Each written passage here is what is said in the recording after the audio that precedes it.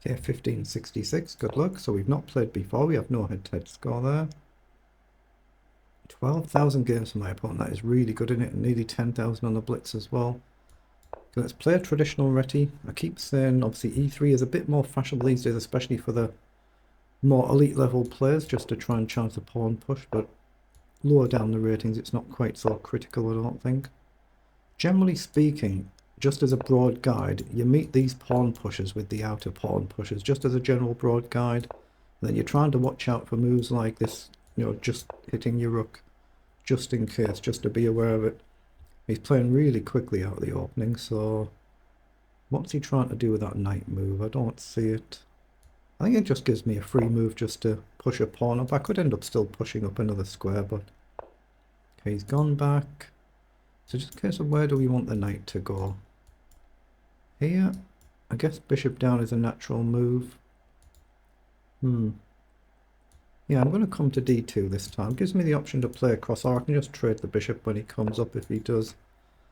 Again, he's given me another potential move here, and if knight in, I can just go up and push forward. Actually, it feels like a perfectly natural move to me, so I'm going to play it.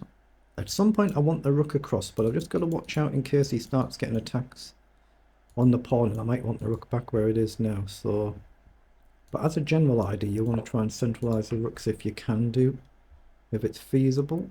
Now, I could potentially push a pawn here, getting ready to push another one. No concrete plans right now. I could push a pawn up here as well.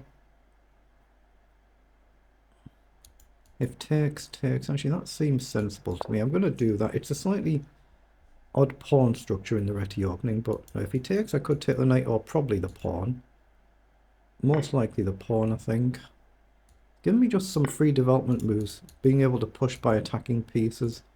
Still got plenty of options for my queen to go somewhere. So where's he heading off to? I've still got to pay attention, of course, as in most chess games, just one little slip, one wrong move, one mouse slip, anything in the game can become a disaster, so still got to pay attention. But I like the natural queen up here. It frees up space for the rooks to come into the middle somewhere. If bishop down, I've got the option to trade. I can push the pawn up and kick the bishop back. Okay. So I like the idea of just a very natural rook development move here. Okay, now he's come forward. Is there any tricks? I don't think so. Here, you can come down. Takes, and there's no actual good jump for the knight. Okay, queen up. You've got bishop down. Pawn up. Bishop back, then knight up. But it does close the diagonal, but it gives me a lot of development though, doesn't it? That's potentially useful. I'm going to do that and see if he plays bishop down. I'll push the pawn. Just gives me a lot of development moves, so I'm going to do that and hit the bishop and try and bring the knight forward. Ultimately, they might come to absolutely nothing. There might be nothing here for me, but it's given me a lot of space. You know, we've got ideas. We can double the rooks up. We can try and push this side at some point. Trade and try and get forward. So we've got options, but now this diagonal is a bit more closed unless we get a chance to sacrifice somehow and open it up. So knight in becomes an option. If you take, I hit the queen and I create a mate threat. So knight in is a chance for my opponent to blunder very badly by taking, and I go here. But other than giving him a chance to blunder, it doesn't really do anything for me, I don't think. So that's when you hesitate a bit and think, is it worth playing? Here, he might just want the simple bishop up. Or I can go for the plan of doubling up, but my opponent can do the same thing. Bishop back, the knight's got a very natural square. So I'm not quite sure how I want to do this. I'm going to play it just because it gives him a chance to blunder. I don't think he will. I think he'll just develop the bishop, something like this. I've got the option to potentially trade. Or I can just go for a simple plan, try and double up. So I think that's what I'm likely to do. So I think I'm going to go here and try and double the rooks up. Just argue that we've got a better position, we've got more space. Again, if he ever takes, there's that same threat with a checkmate. But I have used a good 30-40 seconds more than my opponent, so I've got to pay attention to the clock. Again, does that give him a chance to blunder? It still gives him a chance to blunder. If bishop blocks, we gain a queen, lose a queen, gain a rook. If bishop takes, I've got this, but he does cover the mate threat.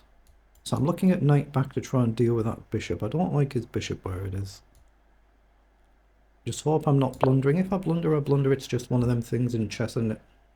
My opponent's playing really quickly, so he's just got to pay attention. If he goes with the bishop now, I still take. Take, he'll have to take the knight. Oh, he's done it, he's blundered the game. But he's blundered a lot of material, because we create the checkmate threat as well as hitting the queen. He's just forgot about it. He just forgot about it. He was clearly aware of it, you could tell, and then he's just forgotten about it, thinking ahead. We all do that. Everybody blunders. It's just a case of when, who against, and how badly.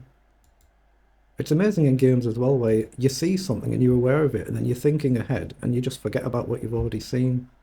That does happen, so we get the win. Or we'll just put it through the analyzer and see what the engine says. How many moves? Just 24 moves. It felt like we were better because we had more space, but there was no real concrete plan to a checkmate apart from our opponent blundering there, so we could be relatively level all the way through, just with a little bit better space.